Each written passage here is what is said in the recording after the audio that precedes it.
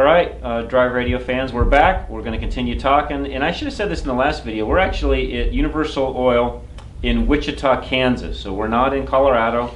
We traveled down here. They were kind enough to bring us down and put us up in a nice hotel last night and had good rest, and we're back at it today. We did the tour of the facilities yesterday, but we're talking to Rick and Gary, and guys, we kind of ended that last segment, kind of stopping at we talked about viscosity and how things have changed, and what made some of this engine change and what the oils have had to do to respond to those changes. We talked about that in the last segment. Gary brought up a great point. It really is some of the mandates of CAFE, et cetera, the EPA regs, et cetera, that have done some of that stuff. Even what's in catalytic converters, and because we talked about the zinc, being harmful to a catalytic converter. Yet in the old days, when catalytic converters first were initiated, there was still a high zinc content in the oil. So as time has gone by, all that stuff continues to develop. And for those of you listening and watching, we're not done yet. If you think that we're at a point where, okay, yeah, we've got 520, 040, 030. If you think we're done, Dan was telling me some things in the car yesterday that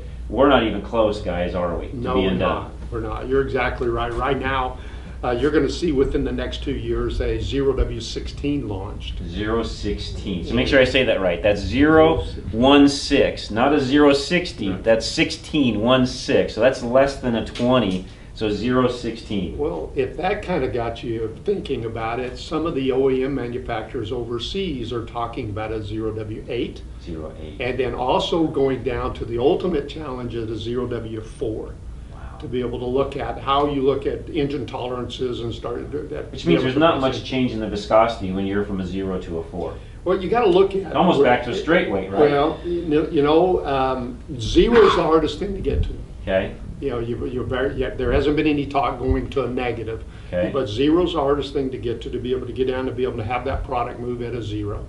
Now, and real quick, because this is some things probably some listeners don't even know, and even some of the viewers don't know. Where did those numbers initiate from originally? Because in the old days, everybody used to think, well, 0 was just the temperature at the cold start. That's kind of where that cold, where that number for the low viscosity came from, and then the high was another weight for the for the high end. But where did those numbers develop from, and what really started all of that? Well, ASTM is the test and measure for API, okay. And the ASTM testing, the Automotive Society of Testing and Measures.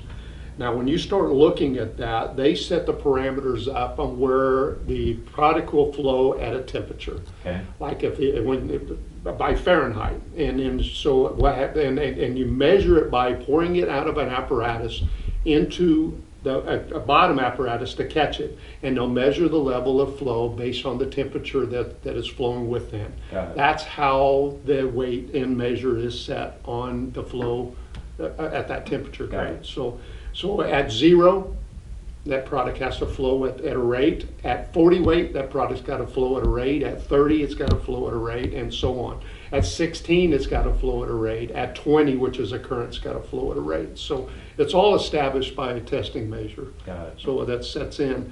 Now, put it in layman's term. I mean, when you start looking at what we want to do for a consumer, now, a lot of people, I can go back to the old days when Ford first came out with the 5W20. Right. I was a hardcore 530 guy.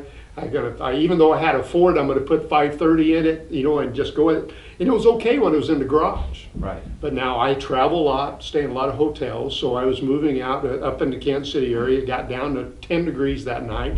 I got up the next morning, had 530 in that Ford. Cold, turned it on, click, click, click, click, sounded like I turned a diesel on. What would happen is that 30 weight and that 5, that viscosity range wasn't enough to be able to handle that cold crank start. When I came back, I immediately changed into the 5W20, went back, spent the night out again, was out again, cranked it up into cold weight and didn't have that Great ticking. story.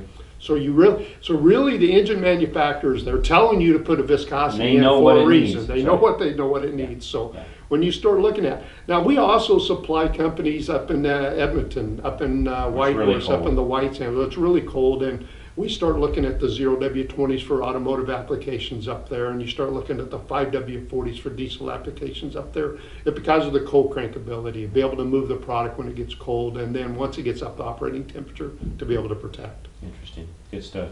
Okay. Great. And that's it's always confusing, even to the average layman. Oh, to your point, well, if I've always ran 530 and the car's calling for 020, okay, do I really need to run that? And the answer is you do. You need to really go off of whatever the manufacturer is recommending for that. Well, and another thing, the current API spec on passenger car motor oil is SNGF5. And like Rick said, here in a couple of years, you're going to see some new viscosities. That's when they're going to move to GF6. And I don't know whether it'll be SOS, I don't know what that S category will become then. But there's a very good chance that there's going to be two different classifications of oil. Mm.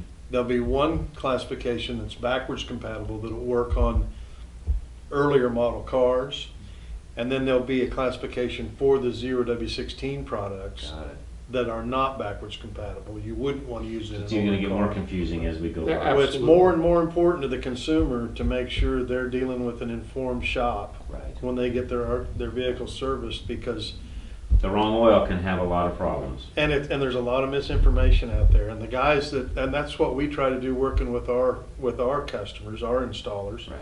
to make sure they're on the cutting edge of what's going on and they can tell their customers the right information. And you just brought up a great point, Gary. And those of you that are watching and listening, you will not walk into a parts store or Walmart and see Universal on the shelf. You guys are really not into the retail end of things. They are supplying us as shop owners, car dealers, quick lubes, etc. They're supplying, not just bulk products, but you see a quart product here. We'll talk about that in a few minutes. But you guys are not going after that retail customer because you're really wanting to do it more through having the right installer that you're working with. They know their stuff. They're installing the right oil, et cetera, et cetera. That's how you do it. You want to deal with the experts. They're the expert. There's perceived. When you have a customer has a question, be able to come into the shop and be able to give the right answer to be able to take care of that customer's needs. And give them the right answer to be able to take care of that customer's car. You want them coming back over and over and over again. So give them the story, give them the data, give them the technology, give them the information to allow them to steer their customers in the right way. And so you guys that are watching this, and those of you that are on the radio and have listened to us for a number of years know this, the majority of our Colorado Select Napa Auto Care centers, and in the near future I would predict it will be all of them, will be using Universal. And the cool thing about that is we've got a team behind us, so if there's a question that arises, so you come into one of our facilities and you want to know what oil should my whatever vehicle take, we now have the ability, if we don't know it right off the top of our head, if it's not in the owner's manual, etc., or if we've got a specific question about something, we've got the ability now to call somebody that's behind us saying, hey, Gary, hey, Dan, I need to know X, what's the right answer?